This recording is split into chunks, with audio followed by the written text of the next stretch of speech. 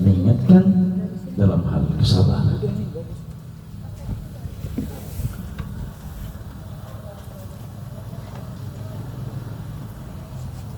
Alhamdulillah sebagai seorang mukmin, dan alhamdulillah orang yang beriman kepada Allah, beriman kepada baginda Rasul sallallahu alaihi wasallam. Kalau kita melihat ayat ini, subhanallah,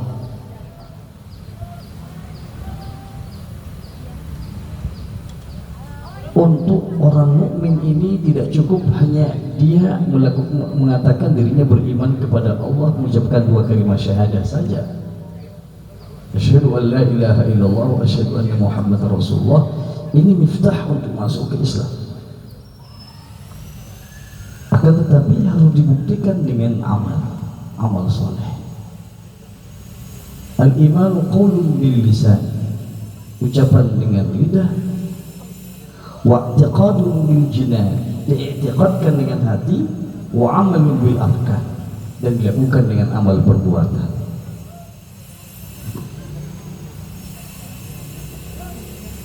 Alhamdulillah Allah berikan kita usia sampai saat ini, masih kita diberikan kesehatan, keafiatan oleh Allah, dan sebentar lagi alhamdulillah mudah-mudahan kita dapat memasuki bulan suci Ramadan dalam keadaan sehat walafiat.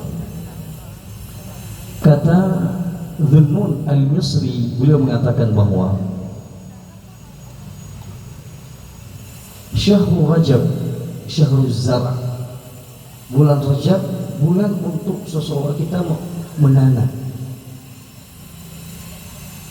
Wa Syahrul Sya'ban, Syahrul Saqi, bulan Sya'ban ini bulan kita untuk merawat tanaman yang kita tanam bulan Rajab.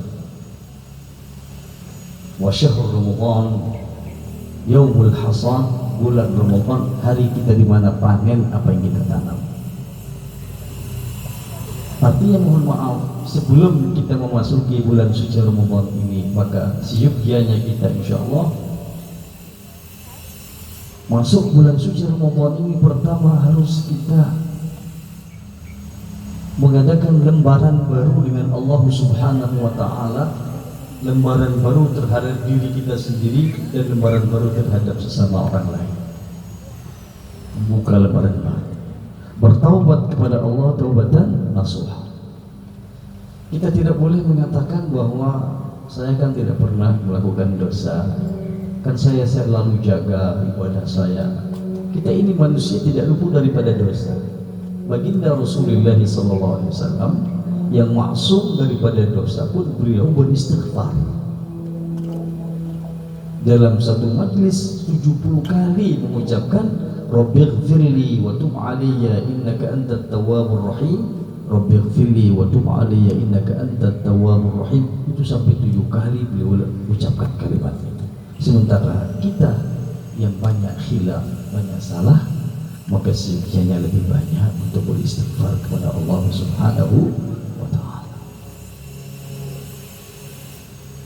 Niat dalam hati kita masuk bulan suci Ramadan ini membuat perencanaan apa yang harus saya lakukan. 24 jam katakanlah setiap harinya Allah curahkan rahmat yang begitu hebat. Apa yang harus saya lakukan? Paling tidak ada wirid-wirid Al-Quran yang kita baca. Selalu membaca Al-Quran minimal 1 hari 1 juz. Insya Allah sekurang-kurangnya 30 hari dapat khatam Al-Quran. Insya Allah.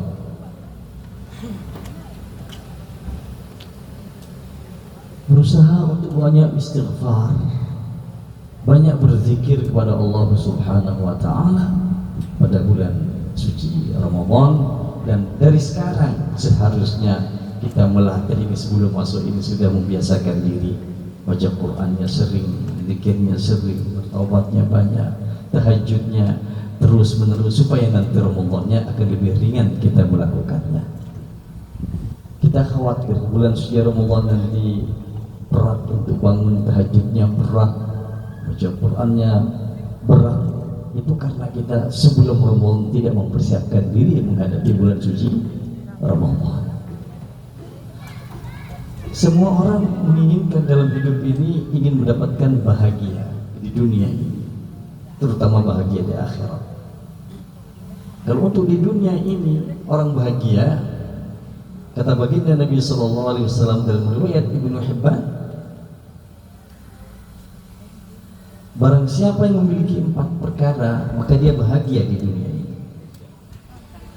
Arba'un min sa'adatil mar'i. Pertama adalah al-mar'atus salihah, istri yang salihah. Alhamdulillah, ini nikmat luar biasa, istri yang salihah. Kalau kita melihat di dunia ini beraneka ragam nikmat Allah, juta-jutaan macam nikmat itu, maka ketahuilah nikmat yang terhebat, nikmat dunia adalah istri yang salihah. Kata baginda Nabi sallallahu alaihi wasallam, ad-dunya mata', dunia ini kesenangan, wa khairu mata'id dunya al-mar'atus salihah. Dan sebaik-baik perhiasan dunia ini, artinya nikmat dunia inilah istri yang salihah.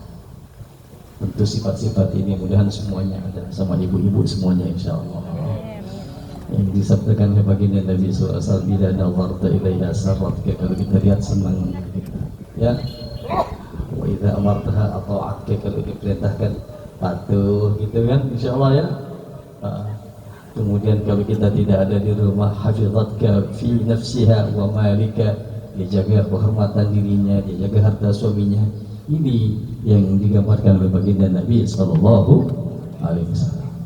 Masya Allah, al-mar'ah salihah, sebaik-baik perhiasan dunia. Yang kedua, kata baginda Nabi sallallahu alaihi wasallam adalah ar-rajul al-jarus salih, tetangga yang baik. Tetangga yang baik. Tetangga yang baik bagian daripada nikmat. Karena sesungguhnya tetangga itu dia tidak akan pernah dikatakan, kita sebagai mukmin tidak akan dikatakan beriman yang baik kecuali berbuat baik dengan tetangga. Subhanallah. Nabi sallallahu la yu'min, wallahi la yu'min, wallahi la yu'min. Demi Allah dia tidak beriman, demi Allah dia tidak beriman, demi Allah dia tidak beriman. Siapa itu ya Rasulullah? Alladhi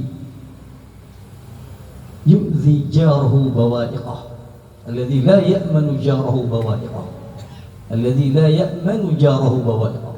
Itu orang yang tidak memberikan rasa aman terhadap tetangganya, selalu menyakiti, mengganggu. Na'udzubillahi min dzalik. Maka jarus salih ini bagian daripada nikmat dunia. Alhamdulillah, Allah. Kemudian berikutnya adalah al-baitul wasi' atau al-maskanul wasi', tempat tinggal yang layak, tempat tinggal yang baik. Memiliki tempat tinggal yang baik artinya bagian daripada nikmat dunia yang digambarkan oleh baginda Nabi sallallahu alaihi wasallam. Rumah tidak hanya tempat kita untuk berteduh dari hujan, terik matahari dan sebagainya, tapi rumah adalah tempat kita membangun rumah tangga sakinah, mawaddah, warahmah, yang rumah merupakan menjadi cahaya yang memancar ke langit. Ketika malam sholat, ini cahaya memancar ke langit. Ketika rumah diisi dengan membaca Al-Quranul Karim, ini bercahaya di langit untuk penduduk langit. Subhanallah. Maka al-maskan al-wasi' bagian daripada nikmat dunia. Yang keempat adalah al-markabul hani, kendaraan yang digunakan, kendaraan yang baik yang tidak suka mogok. Tentu kalau kendaraan ini suka mogok di jalan ini membuat kita susah, membuat masalah. Maka ini semuanya yang empat ini dari nikmat dunia. Dan nikmat dunia yang empat ini bisa menjadi asbab untuk menjadi kenikmatan nanti di akhirat, untuk membantu kita memperbaiki din kita, agama kita, dan juga insya Allah memperbaiki akhirat kita.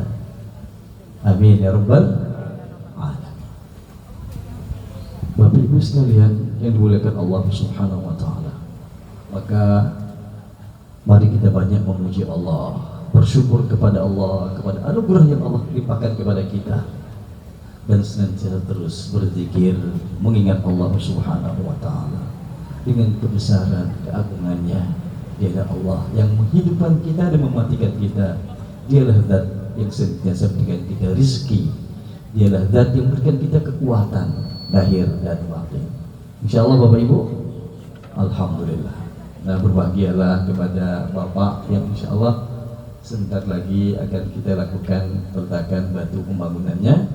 Semoga mudah-mudahan dimudahkan oleh Allah, dijadikan rumah ini adalah rumah menjadi surgaku, sebagaimana kata Nabi SAW, baiti jannati, rumahku adalah surgaku, karena dalam rumah itu hidup agama, hidup ibadah, hidup bacaan Al-Quran. Dalam rumah itu suasana agama ada, sehingga mendatangkan keberkahan dari Allah Subhanahu wa ta'ala. Amin ya rabbal alamin.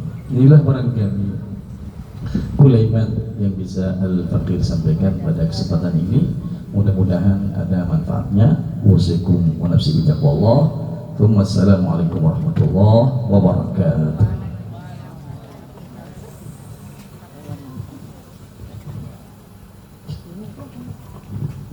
Terima kasih kepada Tuan Guru Aziz Mustafa.